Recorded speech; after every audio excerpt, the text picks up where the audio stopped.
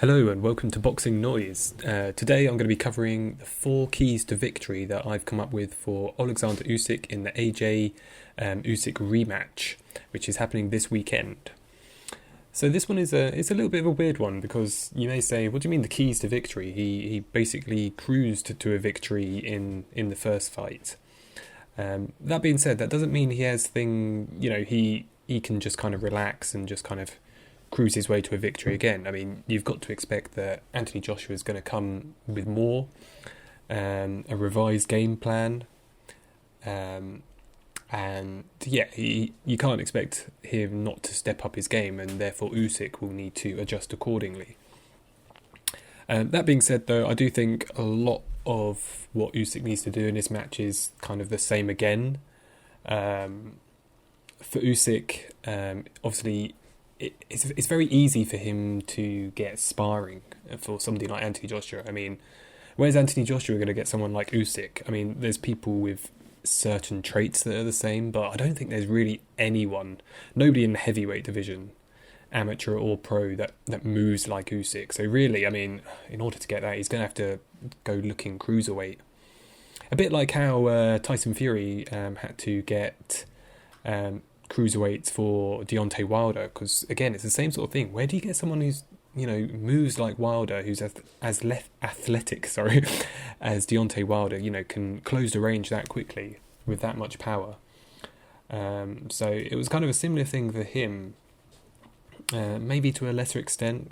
But Usyk on the other hand, I mean, where do you find a 6'6", built like a brick shithouse, heavyweight who punches hard? They're everywhere, amateur and pro. So yeah, so for Usyk, it's somewhat easier because he knows what he needs to do. He can get the sparring in. It's a more straightforward process, in my opinion. Let's get straight into it. So the first key to success is kind of similar to AJ's one. So for AJ, I had control the pace, because that was kind of linking into the fact that AJ gasses very easily. So controlling the pace will not only allow him to control the fight, but control his own energy reserves. But for Usyk, I've slightly reworded it to command respect, which has a lot of similar kind of attributes, I feel, to controlling the pace. But what I would say with Usyk, which is what he did in the first fight, is he needs to land something early. Get them demons back in AJ's head. I mean, it's no secret that AJ, I don't want to say is mentally weak, because I don't think that's fair at all. But he has demons. There's stuff going on in the back of his head. There's doubts. He certainly doesn't have the mental strength of someone like an Usyk or a Fury. If Usyk can land, a nice sharp left backhand early in the fight, then he's off to the races, and AJ's going to be, pushed back, doubts back in his mind. Oh no, is this going to go the same way as the other fight? I think that's really important. Certainly within two or three rounds, Usyk needs to land something decent. Because AJ's going to come out like a freight train, I think. I say like a freight train. I mean, I don't think AJ's going to be gung ho. I think there's going to be a good balance there, but he's going to have to throw more shots if nothing else. So I think it's important for Usyk to throw him off that. As I said, AJ needs to control the pace. Usyk needs to throw him off that. He needs to land a sharp left backhand and, get AJ doubting himself. Because I think AJ underestimated Usyk's power. Because part of the thing with power is it's not just how heavy-handed you are. It's all to do with speed and accuracy, which is one of the things which I think is going to trouble Joe Joyce in his fight. So Joe Joyce with this iron chin, I actually think... Yeah, everyone, I probably think, actually Joyce is almost impossible to knock out. But I think a good, sharp, a strong puncher, not like a Wilder, Although I'm sure Wilder would be put a dent in him as well. But I think a strong, accurate, fast puncher will be a lot more troublesome than Dubois, who's kind of he's got good speed, good hand speed, and very heavy-handed. But I think slightly less heavy hands, but much faster, accurate, is going to cause him a hell of a problem. So yeah, I think AJ underestimated Usyk in terms of power, and I think he had a lot more spite in his punches as a result of the accuracy and speed. So yeah, number one, command respect in the ring. You've got to get that left backhand going in the first round or two, ideally. If it's by 3, then fair enough, but you don't want to be losing too many early rounds to AJ. What with, possibly suspect judges. I think in the first fight, was it Howard Foster had AJ winning 2 out of 3 of the first rounds, or something? It was something like that. So yeah, you don't want AJ looking too comfortable in the first couple of rounds. Yes.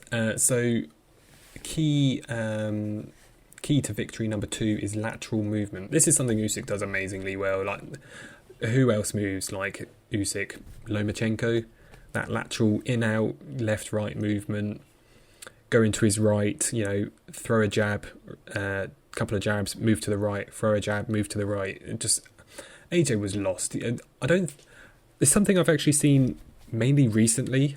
I think that the main consensus when the fight had finished was, AJ came in there trying to outbox him and he had completely the wrong plan. But more recently, and I'm talking the last couple of weeks, I've heard, I think it was Outmatched Boxing possibly on G-Man, shout out G-Man, G-Man's channel on a live was saying, I don't think that's the case at all. I think AJ came in with a plan, but Usyk just wouldn't let him execute that plan. And I've heard a couple of other people kind of have the same sort of idea. And I have to say, in hindsight, I would have to agree. I don't think AJ came in thinking, I'm going to outbox him. I think if anything, he went in there with no plan. I don't think he looked like he believed he could win. And it's funny enough, I was rewatching the Usyk-Bellew fight, and Bellew looked the same. His body language was terrible in that fight. He did not look like he knew he could win that fight. He was talking to himself, looking up at the canopy, kind of like, oh God, please let me win this. And a couple of rounds in, his body language was awful. You know if you can read body language that he did not think he could win that fight. And I think even post-fight, probably a couple of years later, I think Bellew did say by the 5th round he knew he was not going to win and he was going to get knocked out. So yeah, I think I'm kind of got a hybrid theory. I don't think AJ went in there thinking I'm going to outbox him. I just think he went in with a no plan at all. But yeah, I understand also the belief that he went in there thinking, I'm going to put it on him, but then was just unable to do it. He was just unable just because of the movement, if nothing else. And then, as per my last point, once he got tagged, then it was like, oh God, this guy hits a lot harder than I thought. He had no response. That's the difference between a good fighter and an elite fighter. Adjustments. AJ, he did make a few small adjustments, with the body attack, but I would hardly call that an adjustment. It was it wasn't a big adjustment, put it that way. I'm unable to hit him in the head. I'll hit him in the body. Yeah, I don't know how much credit we can give AJ for that. So yeah, lateral movement, in, out, left, right. The thing with AJ is you see it in his training. All his training is, I say this. Obviously, we don't see all the training. We only see what's put out, and we shouldn't judge based on that. But I've never seen a training clip of fast lateral movement or punching while moving. All his punches, he's standing in front of a big heavy bag, hitting it really hard. It looks impressive. So yeah, I think lateral movement is just going to be the killer for AJ in this. It's going to tire him out. It's going to keep him thinking, mentally drain him. Yeah, the lateral movement, moving to the right, away from AJ's power punch. That's going to be absolutely key. And it's almost not something that's a key to victory because it's just what Usyk does. It's just his style. But yeah, it is key that he keeps that. Because actually in the Bellew fight, He had a lot of lateral movement, but the upper body movement was less prominent. That was something, again, I did notice on re-watching that fight. I guess, he wasn't as fearful of Bellew's power. But yeah, certainly get that upper body movement and lateral movement, get it in play, and that's gonna hold you in good stead. Because despite all that body movement, which he sustained from round 1 to round 12 in the first fight, he did have a marked up face. I mean, AJ did land them jabs and a few good right hands upstairs. So it's important that he keeps that up, because it's going to slow him down. A big 17, 18 stone man whacking you in the face, it's going to slow you down. So keep that body moving, keep the head moving, keep AJ thinking. Okay, key to victory number 3, push the pace. So this is this is very much connected to 1 and 2. Command respect, lateral movement, push the pace. So it's very clear that Usyk really piled on the pressure in round 11 and mainly 12. AJ was absolutely finished. As well as watching a Bellew-Usyk fight, I did watch the AJ-Usyk fight again. I mean, I've watched it 6 or 7 times now. I did watch that again yesterday, and AJ was absolutely finished in round 11 and 12. You know that look that Dillian Whyte has in basically all of his fights? Usually, round 8 onwards, where he is on fumes. It's not like the gas tank is empty. There is no liquid in there. There is just like vapour.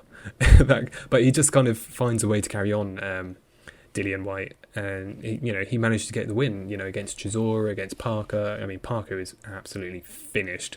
Chisora 1 and 2, he was finished. But he finds a way, which you've got to give him credit for. But yeah, AJ was in a similar position in 11 and 12, specifically 12, where it's just like, mate, you are done. You put a fork in you, you're done. Usyk needs to push the pace, maintain a sensible pace. I do think he maybe piled on a few too many heavy power punches early in the fight, because he noticed he could obviously hurt AJ, and he did, probably throw a few more than he was maybe expecting. So he did have a little lapse in 6 and 7, which is where AJ had his best rounds. So yeah, that's as a result, I suspect. So yeah, push the pace, push it sensibly, and the assault he put on 12, if he can put that on 9 and 10, then I reckon, if AJ's suitably fatigued, which I expect he will be, because he's going to be throwing more punches than he was in the first fight. I mean, he's going to have to throw more punches. Then, Usyk will... I'm sure Usyk is looking for the stoppage in this, and, he'll be looking out for the stoppage anywhere from 9 to 12, in my opinion. So yeah, he needs to push the pace sensibly, sense when AJ is looking to have a bit of a breather. As soon as if AJ throws a flurry and he needs a 2-3 rounds break, as he regularly has in fights, that's when Usyk needs to put the pressure on. That's when he needs to push the pace. So yeah, sensible pressure, as Rob McCracken loves to say. Sensible pressure, AJ. Straight jab, put the pressure on.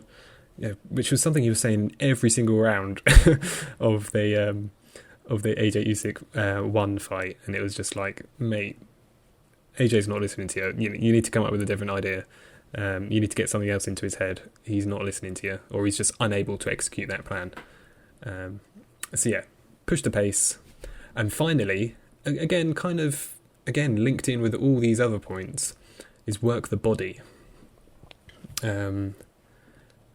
I don't think AJ's weak to the body, but I think, again, it all comes down to that gas tank, and Usyk did some tremendous body work in that first fight, and I think if he can build on that, put rounds in the bank early with that body assault, again switching it body to head, because straight lefts to the head, he had tremendous work on AJ. Very effective work, but yeah, mix up the assault, go to body, go to head, chop the tree, as people say, and I think that will all lead him. All these points are all ones that are leading him towards a KO. I don't think this fight goes the distance. I think both of these guys, I don't want to say going for broke, but I think Usyk wants the stoppage. AJ needs the stoppage. And as a result, there's going to be a stoppage. I wouldn't be surprised that, AJ, he may well get the stoppage. I mean, Usyk, if he's going looking for it, being less defensively responsible, he could well get that stoppage. But yeah, Usyk is going to be chopping that tree and chopping it early. So yeah, they're my 4 keys to victory: command respect, lateral movement, push the pace, work the body. I will be doing a post weigh-in kind of review. I'm expecting AJ, he's looking a bit slimmer. Hopefully 235, 232 would be really good, I think. Usyk, he's looking like he's going to come in heavier. I'm thinking 225, 228. Certainly no more than that, I don't imagine. But yeah, it'll be really interesting to know what they come in on the scales. And that will, I guess, tell us a little bit about their approaches. So yeah, please like, share and subscribe. Let me know what you think about my 4 keys to victory, and also check out my AJ 4 keys to victory. And yeah, I will see you in the comments.